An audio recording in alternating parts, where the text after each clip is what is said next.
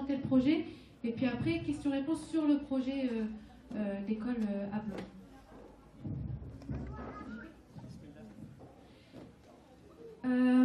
Il va y avoir Hicham et moi qui allons présenter le projet. Donc Hicham, il est professeur d'arabe, moi je suis prof de maths et de sciences au collège. Je travaille aussi avec les écoles primaires, j'ai travaillé en lycée. Donc là, je vais vous présenter un petit peu le projet pédagogique de l'école. C'est un projet qu'on a travaillé pendant 2 ans, hein. C'est pas quelque chose qu'on a pondu comme ça en 2 journées, c'est vraiment 2 ans de travail. Je vais vous montrer 2 petites vidéos. Une vidéo qui va vous expliquer un peu le système éducatif français et une vidéo sur le système éducatif finlandais, pour que vous puissiez faire le parallèle et voir ce qui se passe ailleurs. Parce que nous, on a l'habitude que de ce qui se passe en France. On ne sait pas ce qui se passe ailleurs. Donc on a l'impression que ce qui se passe en France, c'est partout pareil. Pas du tout. Donc comme ça, grâce aux vidéos, vous allez... Et je vous demande une chose, c'est de regarder le visage des enfants. En France et en Finlande, vous allez voir, c'est radicalement différent.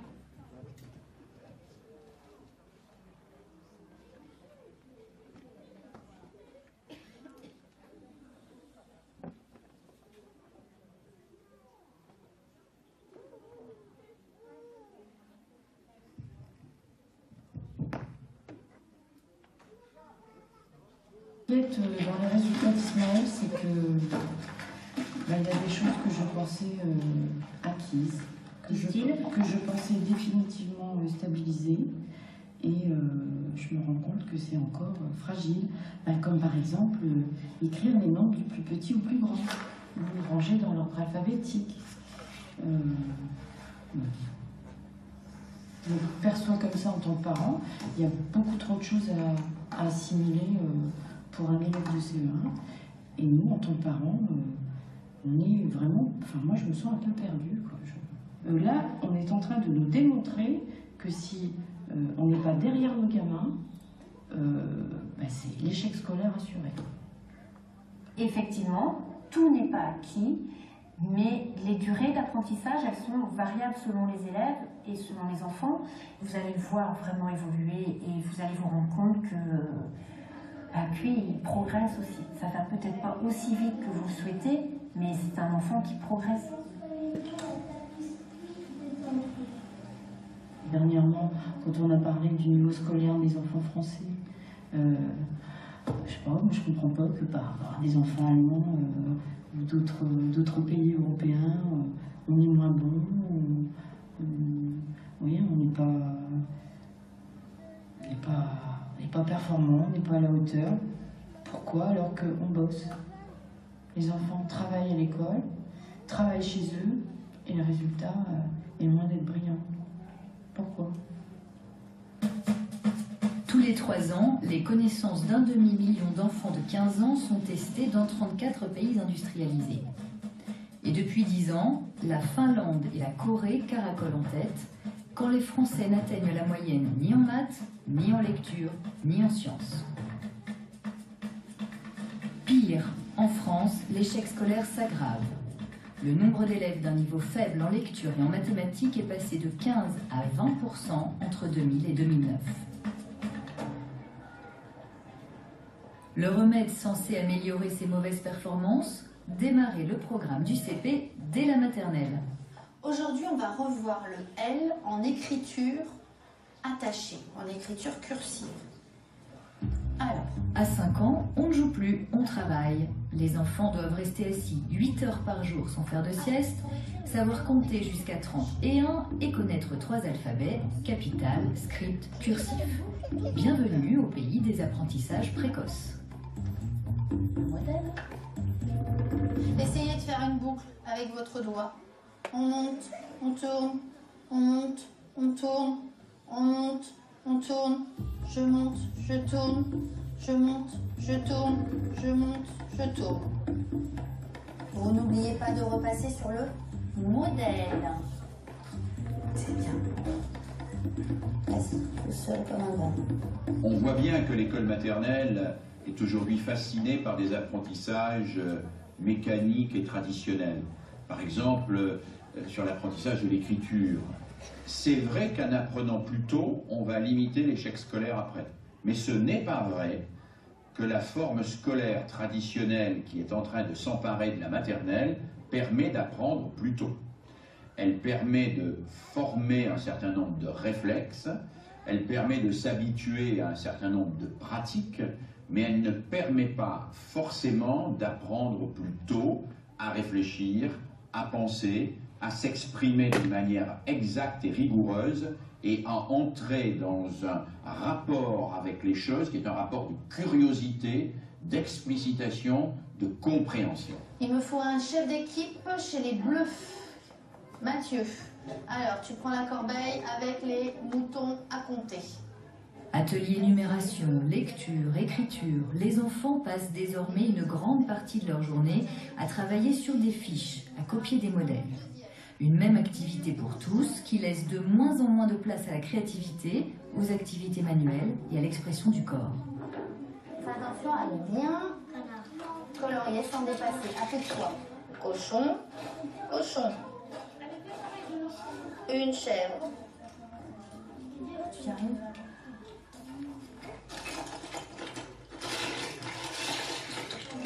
Essaye de respecter les couleurs. Peu de maternelles échappent à cette folie des fiches. Faussement ludiques, elles sont très complexes. Mots croisés, sudoku, tableau à double entrée, repérage de mots. Les tâches sont purement cognitives, au risque d'avoir mal à la tête et de récupérer un mauvais smiley. Même pour compter, l'enfant ne manipule plus de pions, mais du papier, toujours du papier. Moi, ce qui m'inquiète dans les résultats d'Ismaël,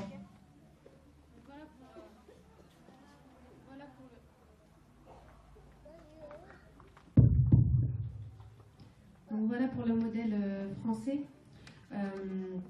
Maintenant, vous allez voir le modèle finlandais. Vous allez voir que ce n'est pas forcément en apprenant plus tôt qu'on a les meilleurs résultats. D'accord? Alors, deuxième vidéo.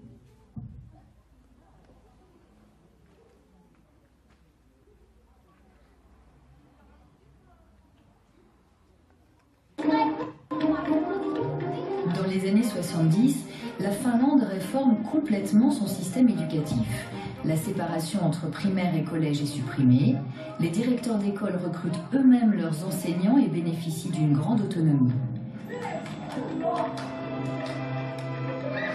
Un minimum de stress pour un maximum de résultats, c'est l'intrigante équation du système éducatif finlandais.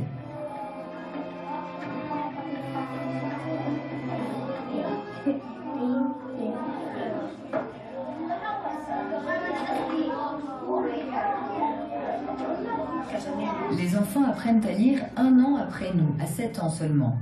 Les maîtresses leur font découvrir aussi le plaisir de lire à l'heure de la sieste.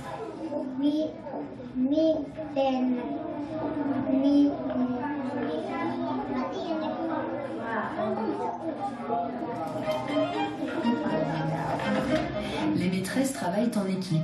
Les enfants circulent d'une classe à l'autre. Rien n'est figé.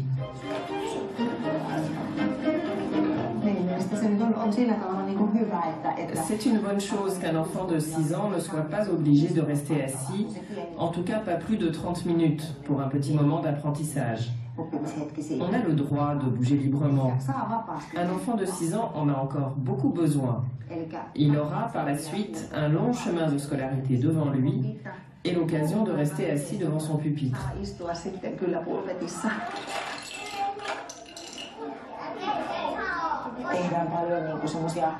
Nous organisons beaucoup de jeux de langage et de mathématiques. Ce n'est pas de l'enseignement proprement dit, mais à travers le jeu, les enfants apprennent.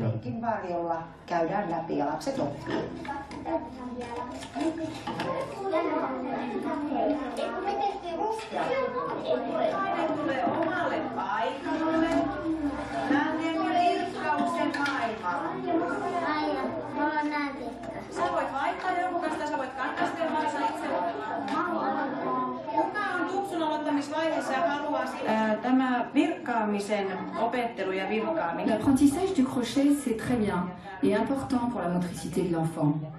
Ça l'aide dans l'apprentissage de l'écriture et dans l'apprentissage de toutes les activités manuelles. Hyvä Sebastian, hienosti menee. Nyt sä oot oppinut sen. Menee tosi hyvin. Tykkäätkö itse nyt? Oletko innostunut? Onko hienoa? Hyvä. Les enseignants sont extrêmement bien formés, c'est-à-dire qu'on forme des enseignants comme chez nous on forme des ingénieurs ou des médecins. Et c'est essentiel pour la qualité. Il y a aussi le fait qu'on donne plus de moyens à l'intérieur de l'enveloppe à l'école élémentaire. Il y a le fait qu'on ne sélectionne pas, qu'on ne trie pas les élèves, ce qui est en France une petite manie nationale.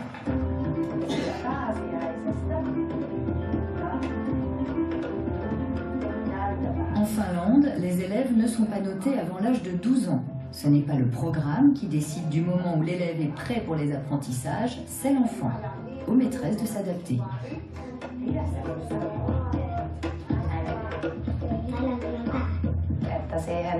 Ce n'est pas vraiment un problème qu'il y ait des élèves de niveaux différents, parce qu'on s'est totalement habitué au fait que les capacités et aptitudes des enfants ne se développent pas au même rythme. Il y a toujours beaucoup de différences entre eux. Il faut simplement le prendre en compte dans l'enseignement, proposer des défis à tous, des activités nouvelles à chacun.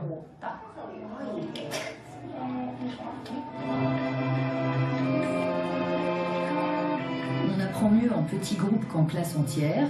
Ceux-là partent en anglais, les autres vont en maths. Une matière fondamentale pour laquelle on n'a pas lésiné sur les moyens, 3 professeurs dont un étudiant pour 15 élèves. Dans ces écoles-là, on a appris à individualiser la pédagogie, alors qu'en France, on dit c'est quand l'élève échoue qu'il faut individualiser. Non. Le maître ne donne pas un exercice à 30 élèves, il donne 8 exercices à 25 élèves parce qu'il considère que les exercices doivent être adaptés au niveau des élèves afin que chacun progresse. Si je donne un exercice, effectivement, j'ai ceux qui savent le faire, ceux qui savent faire à moitié et ceux qui ne savent pas faire. Voilà, et ceux qui ne savent pas faire, je suis désolé pour eux.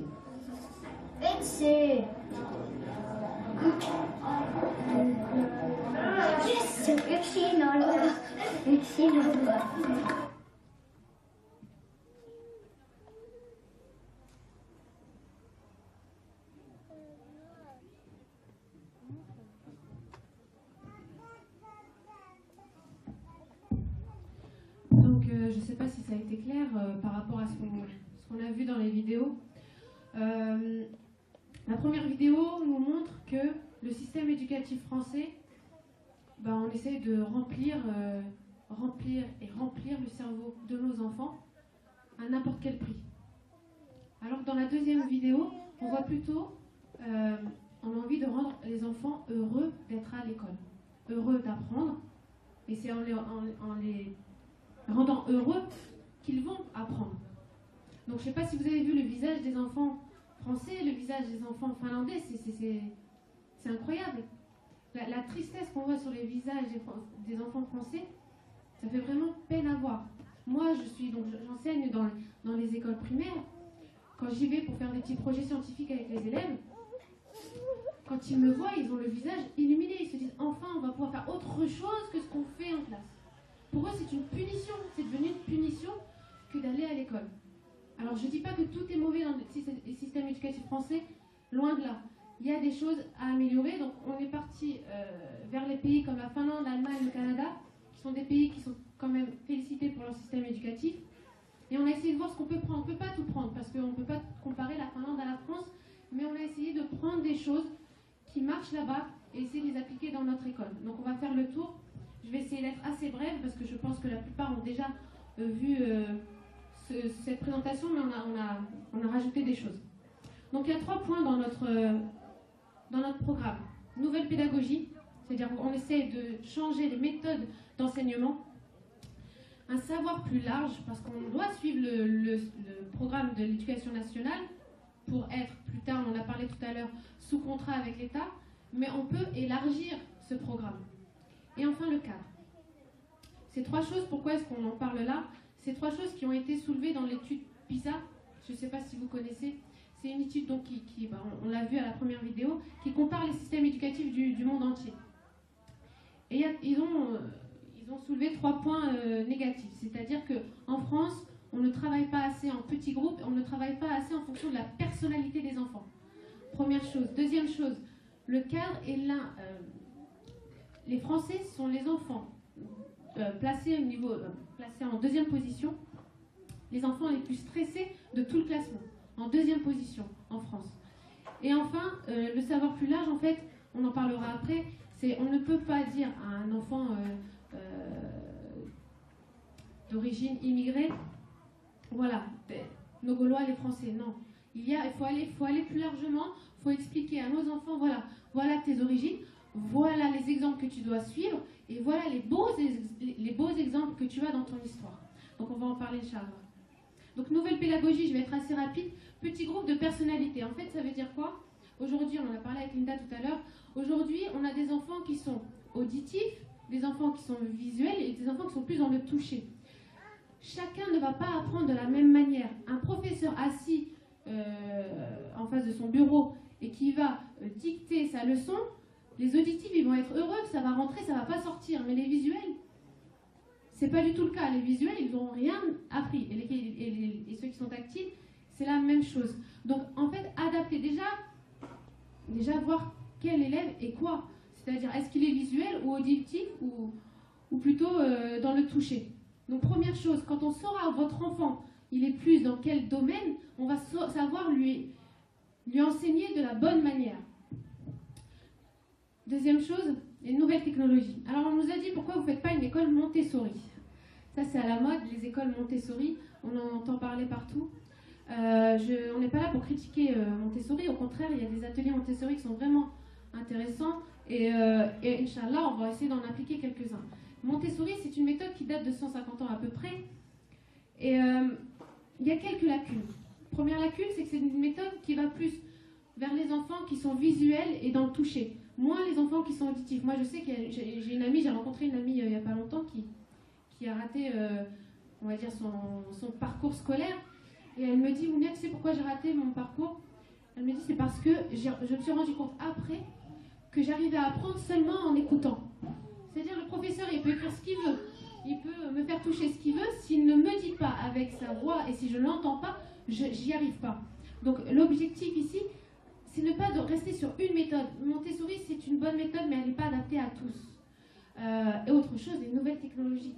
Montessori utilise très peu les nouvelles technologies. Aujourd'hui, si je vous dis qu'est-ce que vos enfants aiment, vous allez me dire tous les technologies.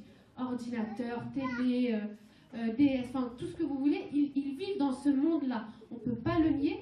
Et l'objectif, c'est aussi de leur apprendre à faire attention à ce monde-là aussi. Parce qu'on fait semblant de ne pas voir, mais il se passe tellement de choses sur Internet, c'est incroyable. J'ai des élèves qui viennent me voir et qui me disent, voilà madame, regardez, si je tape ça sur Google, regardez ce que je trouve. C'est des élèves qui ont 10 ans, 11 ans. Et on ne leur dit pas, écoute, c'est comme ça que tu dois utiliser Internet. Attention à Internet. Regarde ce que tu peux faire avec Internet. Regarde ce que tu ne dois pas faire avec Internet. On en parlera un peu après de la morale dans l'école. Et aussi, on va mettre des gros moyens sur les nouvelles technologies, donc des tableaux interactifs et aussi un ordinateur par élève pour apprendre à l'élève à vivre dans son temps. Parce qu'aujourd'hui, il y a 95% des métiers qui utilisent l'informatique. On ne peut pas arriver en troisième, et moi je le vois aujourd'hui, sans avoir utilisé des programmes de l'ordinateur ou plein de choses qui sont liées aux technologies.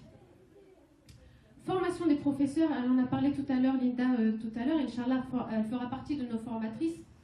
C'est former les professeurs à mieux enseigner tout simplement. Donc former les professeurs à savoir détecter chez l'enfant quelque chose de différent. Quand on apprendra à connaître les enfants, moi je l'ai testé dans mes cours, j'ai des élèves qui passaient de 5 de moyenne générale en maths à 15.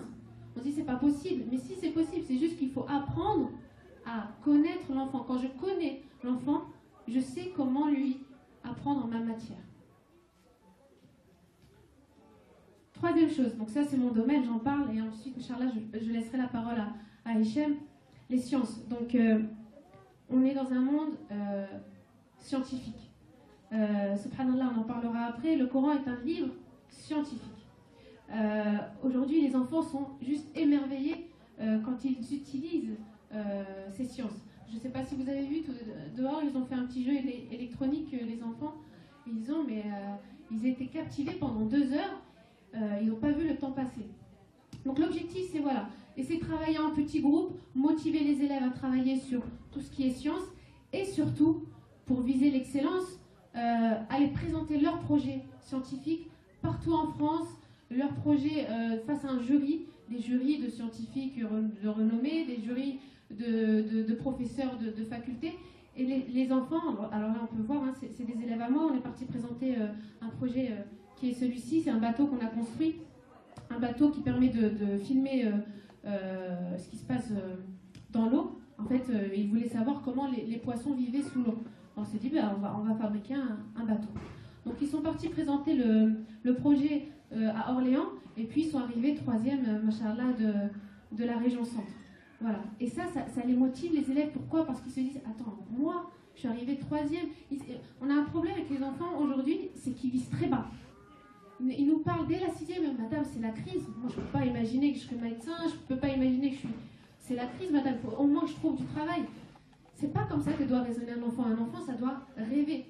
C'est en rêvant qu'il va aller loin dans sa réflexion. Là, par exemple, on avait construit avec des élèves un planétarium. J'aime beaucoup cette photo parce qu'elle montre le bonheur de cet élève-là qui est en échec scolaire. Et pour ce projet, il était mais le premier sur tous les fronts. Et donc, on a construit un planétarium. Donc, un planétarium, c'est, vous voyez, ça fait 5 mètres de diamètre. Et on projette les étoiles sur le plafond. Et puis, on étudie l'astronomie avec les élèves. L'astronomie qui est un grand domaine dans le Coran, comme vous le savez. Voilà, là, on les voit à l'intérieur. Donc, ça peut contenir toute une classe. Et c'est eux qui ont fabriqué ça.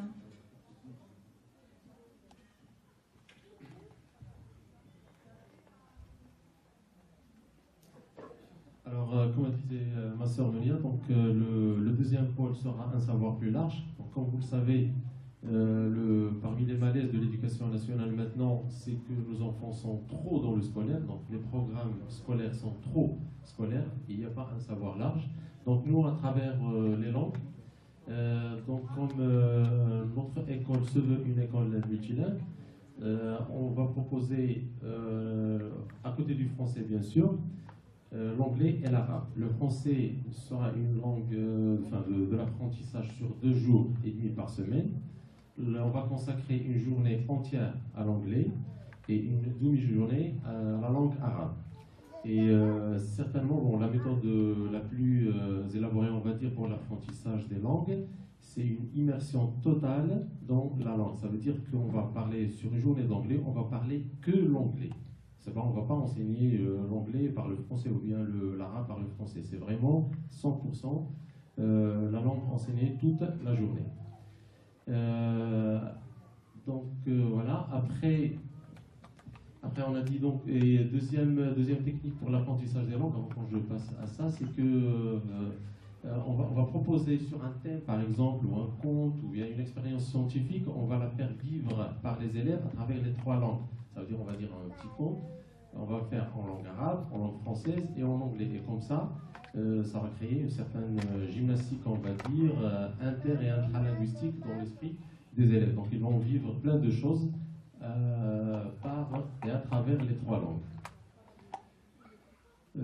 L'histoire, donc comme disait la sœur Mounia tout à l'heure, donc l'histoire, il n'y a pas que l'histoire de la France ou l'histoire de l'Europe ou les Gaulois ou je ne sais pas quoi, mais aussi, nous en tant qu'un, il faut faire ressortir dans l'histoire de nos enfants, de nos origines, les grandes figures qui ont vraiment marqué l'histoire, on va dire, de l'histoire scientifique à travers le monde, à travers, bon, on va dire, il y a Kindi, il y a Khwarizmi, il y a des grands mathématiciens, des scientifiques, des médecins, des philosophes aussi, mais aussi il n'y a pas que les Arabes, on peut aussi puiser dans les civilisations, on va dire, asiatiques ou nord- ou sud-américaines.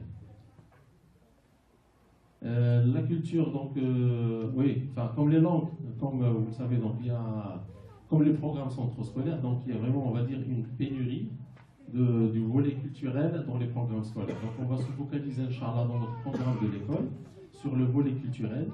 Ça veut dire tout ce qui est artistique, on va dire cinéma, théâtre, visite des musées et tout ça, mais qui ont toujours rapport avec notre identité et notre histoire, Inch'Allah. Et le 4e volet, le plus important, enfin le plus parmi les plus importants, c'est la religion. Donc, Inch'Allah, toujours dans le cadre du projet pédagogique, on a consacré 4 heures de l'enseignement de la religion par semaine, et ça sera en option, ça veut dire que ce n'est pas obligatoire. 1 heure lundi, 1 heure mardi, 1 heure jeudi, et 1 heure vendredi, Inch'Allah, sur le temps de khutbah. Et ça sera vraiment on va dire des ateliers et un travail de groupe pour travailler avec les élèves tout ce qui est les valeurs qui ont rapport avec la religion, à savoir le respect, la tolérance, l'aide, l'entraide, et pas vraiment que la religion qui est, on va dire, cernée dans l'adoration et dans le, par guillemets, pas jusqu'au fondamentalisme, mais bon, c'est vraiment les valeurs qui sont dans notre religion et qui trouvent vraiment une perspective dans l'universel. Voilà. Je passe la parole à Mounir. Alors je vais rajouter quelques petites choses dans le domaine religieux. Moi je ne suis pas spécialiste du Coran ou de la Sunna, mais je suis plutôt spécialiste dans les sciences. Et subhanallah, quand je lis le Coran, je me dis mais la Bible, la Torah, c'est pas des livres scientifiques. Vous prenez le Coran, il n'y a pas une sourate où on ne parle pas de science. Et on délaisse ce côté-là. J'ai envie de parler d'une sourate, la sœur Linda en a parlé tout à l'heure, sourate al-Ra'd, le tonnerre. Quand vous lisez la première page, ça parle de la fécondation des fleurs. Donc qui explique que voilà, il y a des fleurs mâles, des fleurs femelles. Et subhanallah, Allah il dit, il parle de vent qui féconde. Est-ce que vous savez ce que ça veut dire? Et il en parle souvent dans le Coran, les vents qui fécondent. Est-ce que vous savez ce que ça veut dire? Qu'est-ce que ça veut dire? Voilà, le pollen qui va de la plante mâle à la plante femelle. Mais subhanallah, en tant que scientifique, on se dit, c'est dommage. C'est dommage parce que le vent, c'est la deuxième cause. La première cause, c'est quoi la première cause de la fécondation? Les abeilles. C'est quoi la sourate juste après Ra'd? Les abeilles. Vous voyez? C'est essayer de méditer avec les enfants sur ce côté scientifique dans le Coran. C'est-à-dire, Allah, il n'a pas voulu mettre les abeilles dans un verset, il a voulu leur donner toute une sourate. Pourquoi? Parce que on est tellement bas par rapport à des abeilles. Vous savez, les alvéoles des abeilles, c'est des hexagones 6 côtés. Allez faire un hexagone, vous, avec vos mains. On n'y arrivera jamais. On ne peut pas. Un hexagone parfait, un être humain ne peut pas le faire. Méditez ça avec les enfants. Fais un hexagone. Il n'y arrivera pas. Regarde les abeilles. Regarde la perfection de leur ruche. Les hexagones. Dessine un hexagone. Il n'y arrivera pas. Et tout ça à partir de quoi? Du Coran. Le Coran, il parle du cycle de l'eau. Le Coran, il parle de la poussée d'Archimède. Le Coran, il parle de tellement de choses. Subhanallah, des choses qu'on peut traiter en primaire, au collège.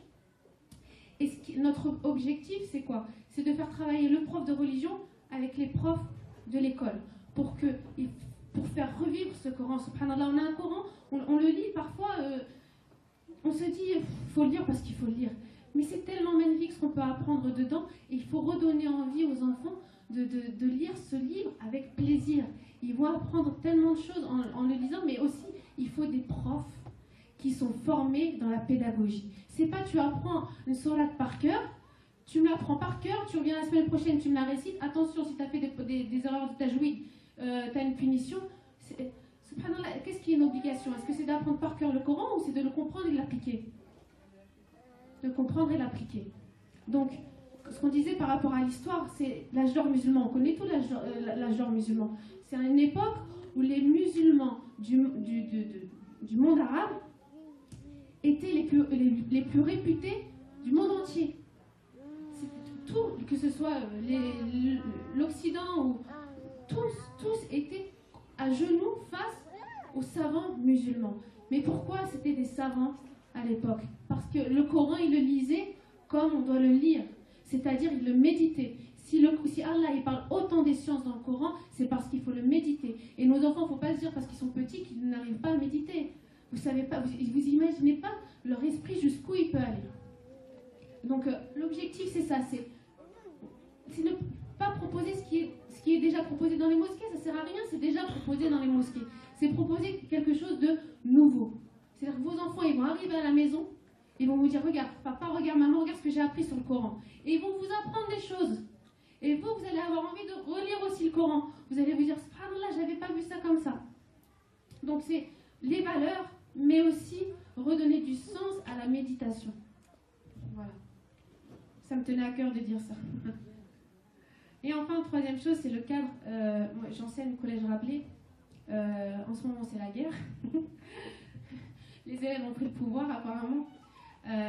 C'est juste une catastrophe. Si vous ne donnez pas un cadre à un enfant, il ne va pas se concentrer sur sa scolarité, il va se concentrer sur les bêtises. À un moment donné, si on est strict, ça ne veut pas dire qu'on va faire du mal à l'enfant. L'enfant, il a besoin d'un cadre. Écoute, c'est comme ça et c'est pas autrement. Le respect. Alors, le respect, c'est-à-dire tu es un ancien, tu es un adulte, je te respecte. Je dois respecter ta parole, je dois respecter ta personne. Première chose. Deuxième chose, la responsabilité. C'est-à-dire faire travailler des grands et des petits ensemble. Pour que les grands, vous savez, c'est ça qui pose problème aussi au collège aujourd'hui. Les troisièmes qui martyrisent les sixièmes, vous savez ça. C'est incroyable. Et vous avez des enfants qui se rendent malades et qui vont à l'hôpital tellement leur estomac, quand ils arrivent en classe, ils sont complètement... Moi, j'ai des enfants qui sont venus et qui ont pleuré, qui m'ont dit, madame, je ne peux plus venir en classe parce que les troisièmes, ils me martyrisent. Mais pourquoi? Parce qu'il n'y a plus de morale à l'école. Il n'y a plus de morale. On remplit les cerveaux et encore, et on oublie les cœurs. Ça va, on peut pas s'occuper des cerveaux sans s'occuper des cœurs. Ça va ensemble. Donc l'objectif, c'est de faire travailler les grands et les petits pour qu'ils se sentent responsables. Et un grand, quand il est perturbateur et qu'il est responsable d'un petit, je vous assure, il change complètement. Il a l'impression qu'on lui a donné une responsabilité, il a l'impression d'être quelqu'un d'important. Donc moi, je l'ai fait, là, c'est des élèves à moi, là, cette photo, c'est des 2 élèves à moi. Et c'est juste magnifique de voir travailler ensemble un grand et un petit. Les valeurs, donc les valeurs de l'islam, hein, le respect de l'environnement, le respect des locaux, même si nous on n'a pas trop l'habitude, vous savez très bien que c'est quelque chose de très important en islam. Travailler sur ces points-là, on a des parents qui sont vraiment engagés dans tout ce qui est bio et dans tout ce qui est respect de l'environnement, donc travailler sur ces choses-là. Et se dépasser. Alors ça veut dire quoi se dépasser? Arrêter de penser je vais pas y arriver, c'est trop dur. Je porte le foulard, je ne vais pas pouvoir trouver un travail, ça sert à rien que je fasse des études. Mais mets-toi à ton compte. Qu'est-ce qui t'en empêche? On a besoin des psychologues comme Linda, on a besoin des médecins, on a besoin de tout ça. Subhanallah, quand on veut un médecin musulman, on ne trouve pas. Pourquoi? On est plus bête que les autres? Non. Secrétaire. Mais moi je les vois, les élèves, surtout les filles, elles ont une capacité, vous imaginez pas, on leur dit écoute, tu portes le foulard, tu peux pas faire grand chose, arrête-toi en troisième et puis ne rêve pas. Non, tu peux travailler avec ton foulard, mais il faut vouloir. Et il faut que les parents soient derrière aussi. Écoute ma fille, c'est le prophète sallallahu alayhi wa sallam, il a dit la science elle est obligatoire pour les deux, pour les filles et les garçons. Pourquoi? Pour que les filles à la fin, il y avait des médecins femmes à l'époque du prophète sallam qui avaient leur propre clinique. Nous on a quoi aujourd'hui? On n'a rien. Moi quand les élèves ils me voient arabes qui enseignent, ils me disent waouh madame. Et je suis que prof, alors qu'est-ce qu'on pourrait dire des médecins, des ingénieurs, non pas waouh madame, tu peux faire mais 10 fois plus. Donc c'est l'objectif de cette école, c'est de dire écoute, nous on ne se contente pas du minimum. Ici on ne se contente pas du minimum. On va t'aider à aller loin et on va te respecter en tant qu'enfant. C'est-à-dire on veut te voir venir avec le sourire, mais aussi on veut que tu vises le plus haut. Voilà. Donc on a fait un tour assez rapide, hein, parce qu'on sait que voilà, la journée était fatigante. Maintenant, si vous avez des questions, allez-y. On est là pour ça. Voilà. Donc, allez-y, c'est parti. J'ai une première question. Vous avez parlé de business. Qui rémunère qui? Est-ce que l'État vous donne des subventions? Le statut de prof, du coup, toi, je ne sais pas, est-ce que du coup, tu vas arrêter d'enseigner dans ton collège et venir ici, ou tu vas partager ton temps? Alors, là, il y a eu plusieurs questions. Au niveau, nous, ce qu'on veut, c'est dans 5 ans être subventionné par l'État. Parce que fonctionner qu'avec votre argent, à un moment donné, on ne va pas y arriver. Il nous faut absolument la subvention de l'État. Alors, c'est quoi? C'est juste le salaire des profs qui est pris en charge par l'État. D'accord? Mais ça, on peut l'avoir qu'au bout de 5 ans de fonctionnement seul. Donc, pendant 5 ans, on ne fonctionnera qu'avec l'argent de ceux qui voudront bien donner. D'accord? Donc au bout de 5 ans, on fera la demande. Alors après, c'est à eux de voir s'ils refusent ou s'ils acceptent. Mais on fera la demande. Et puis, Inch'Allah, de toute façon, si on arrive à fonctionner pendant 5 ans, on pourra encore fonctionner 6-7 ans. Averroès, ils l'ont eu au bout de 8 ans, je crois. El Kindi, ils l'ont eu au bout de 7 ans. Donc voilà, ils ont eu le salaire des profs. Ça, c'était ta première question. La deuxième question, c'était... Le business plan. Alors, l'État vous subventionne, comment ça va? Est-ce que vous trouvez des fonds par vous-même? les fonds, ça va être que de la récolte d'argent lors de ces événements-là. Et il y a aussi, Inch'Allah, si tu veux, elle n'est pas là, Sophia. On est parti sur un objectif. Au départ, c'était 1000 personnes qui donnent 10 euros par mois et ça permettait d'ouvrir l'école. Voilà, ça nous fait 10 000 euros par mois à peu près, sachant qu'un salaire de prof, charge comprise, c'est à peu près 3 000 euros par mois. D'accord? Ça, c'est pour un prof. Donc, il nous fallait 1000 personnes. On a revu les choses à la baisse. Pourquoi? Parce qu'on s'est rendu compte que les gens, ils donnaient plus d'un coup que par mois. Donc, ce qu'on a fait maintenant, donc on a revu notre budget prévisionnel. Il ne nous faut plus que 500 personnes qui donnent 10 euros par mois. D'accord? Aujourd'hui, on a à peu près 70 personnes, donc on a à peu près 20% de l'objectif. Ça, c'est la première chose.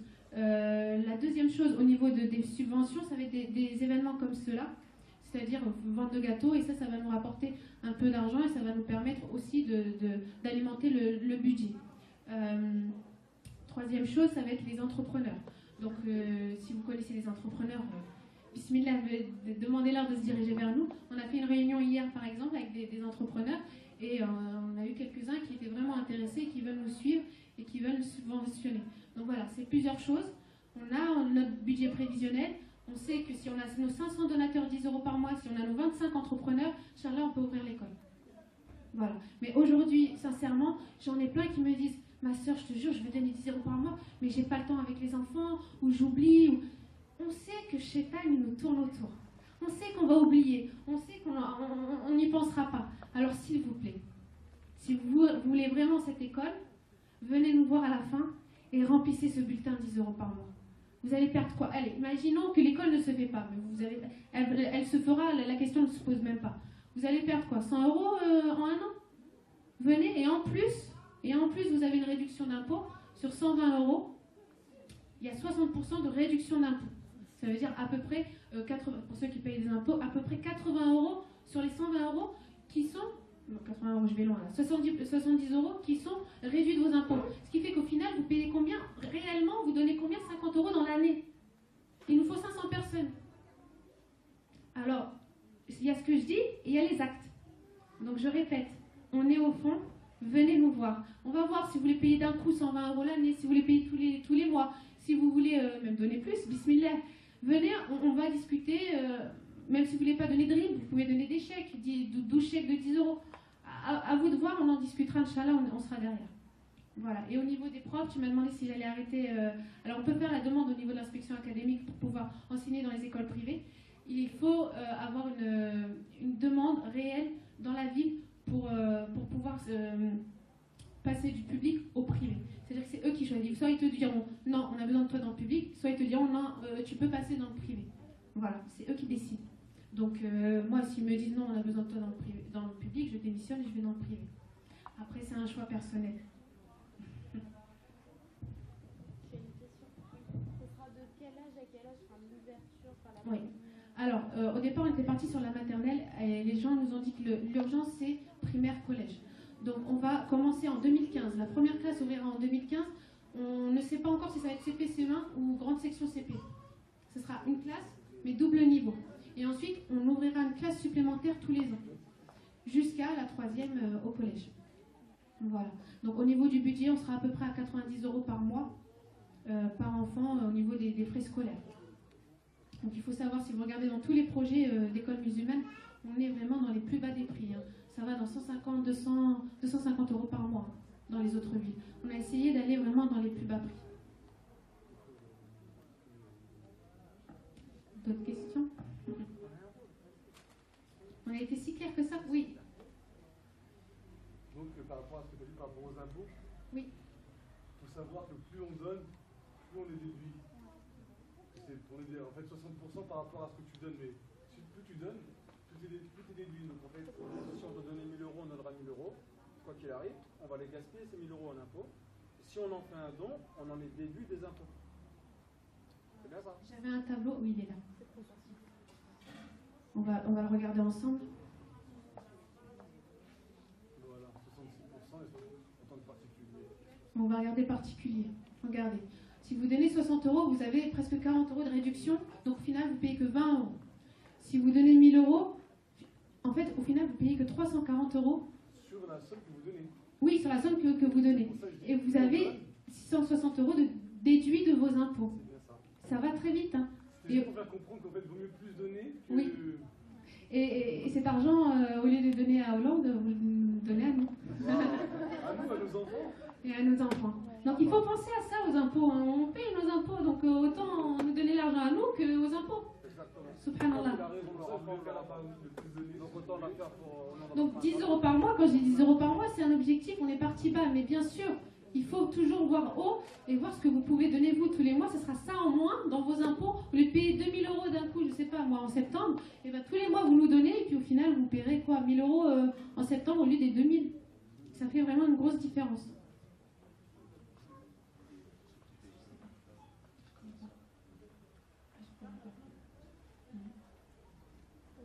Oui. Tout à l'heure, vous avez parlé de l'histoire.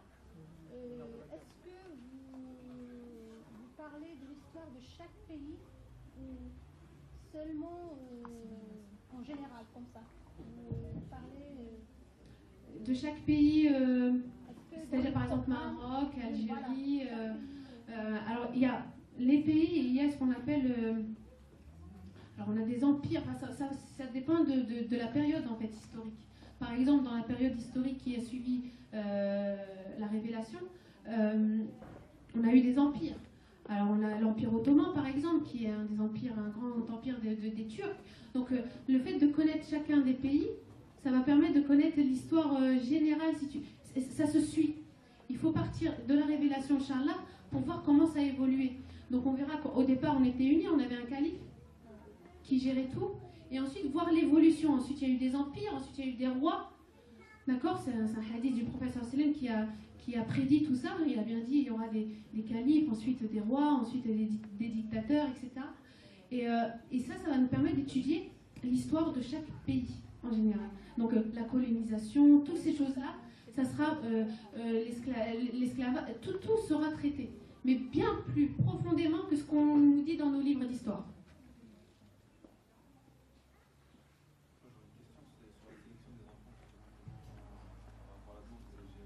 Alors, on ne va pas fonctionner comme beaucoup d'écoles privées, c'est-à-dire on prend les meilleurs et on laisse les moins bons. Ça, c'est pas dans l'esprit de l'islam. Ce qu'on va faire, c'est que les premiers arrivés, les premiers servis. C'est ça. C'est... Inch'Allah. Non, quand on va commencer... de toute façon, quand on va commencer les inscriptions, on va le mettre sur le site internet et on va diffuser l'information à ce moment-là. Mais ça va arriver très vite, Inch'Allah, pour la rentrée 2015. Mais il faut savoir que la plupart des écoles privées, ils font passer des tests. Je ne sais pas si vous avez des enfants en école privée. Ils font passer des tests et ils prennent les meilleurs. Mais ça, ce n'est pas l'objectif de l'islam. L'islam, c'est que tu sois bon ou pas bon, on te prend. Et puis, Inch'Allah, on va essayer d'adapter notre façon d'enseigner à ta personne. Un élève qui n'est pas bon, c'est qu'il y a un problème quelque part. Un enfant qui n'est pas bon, c'est qu'il y a un problème quelque part. Ce n'est pas la faute de l'élève, c'est la faute du professeur. Donc, c'est à nous de nous changer, ce n'est pas l'élève de changer. Donc, bismillah, quand on lancera donc les inscriptions sur le site, il faudra remplir les dossiers très rapidement si vous voulez une place dans l'école.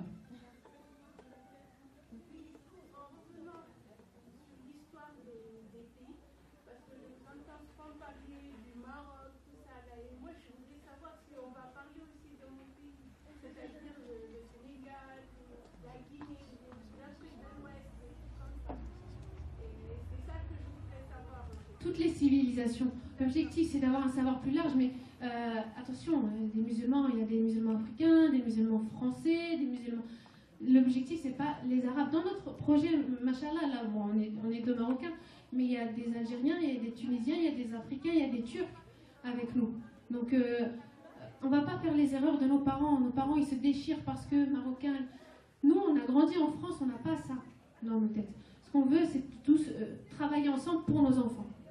Voilà, donc bien sûr les programmes seront adaptés pour tous les enfants.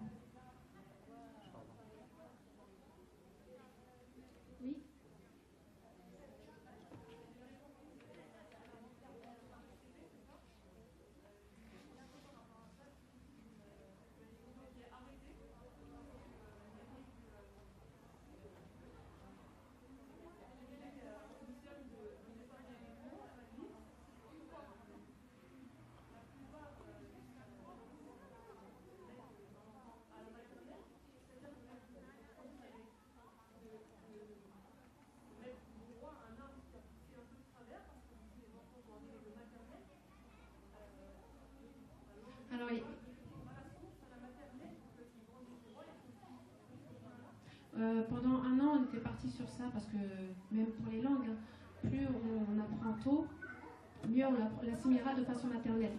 Le problème, il y a l'objectif pédagogique et il y a ce qui est réalisable.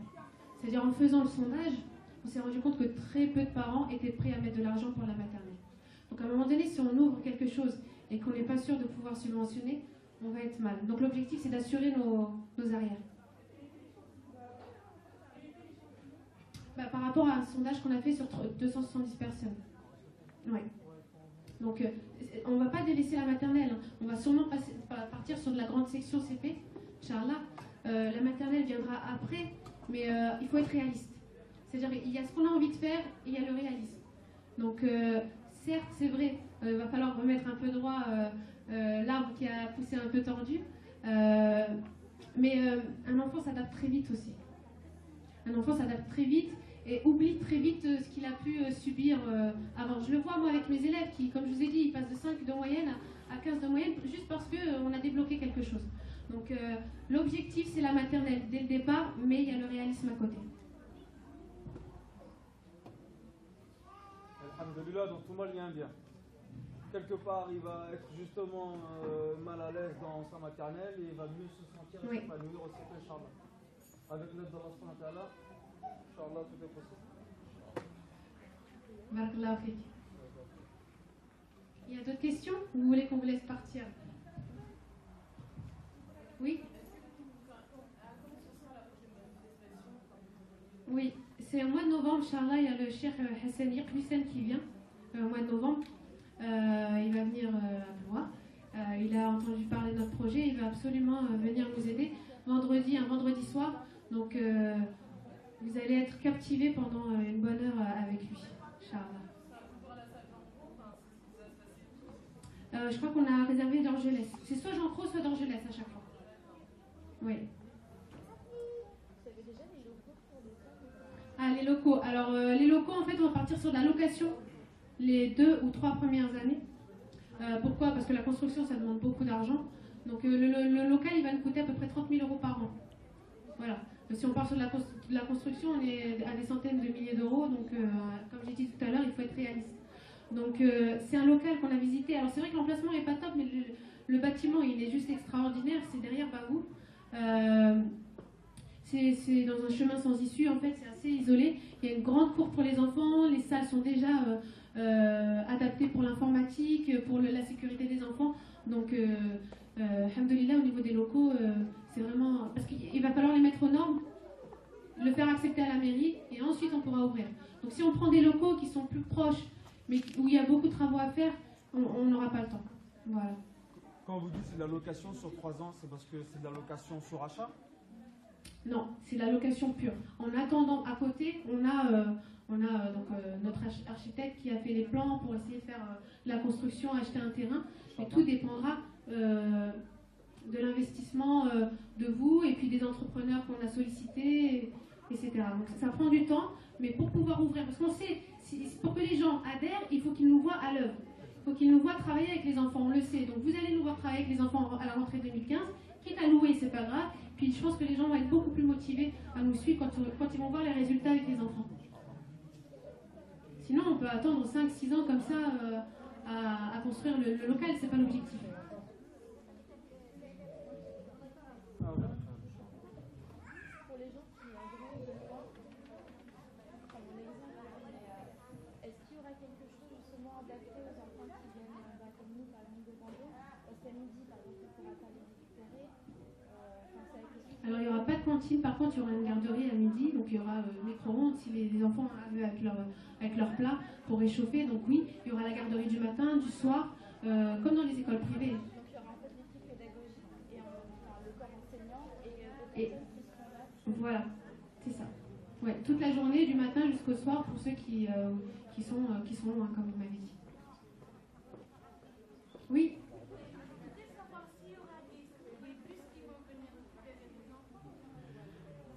Dans un avenir, j'espère proche, mais ça dépendra des finances, en fait.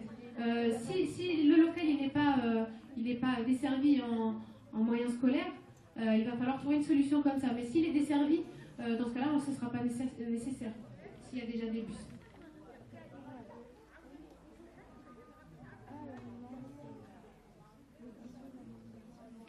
Alors j'espère qu'on va pouvoir vous rencontrer là-bas au fond. D'accord? Donc venez nous voir s'il vous plaît. Essayez de motiver quelques personnes autour de vous également pour atteindre ces 500 personnes qui donnent 10 € par mois. Et Inch'Allah, on va construire ça ensemble. Barakallahu fikum.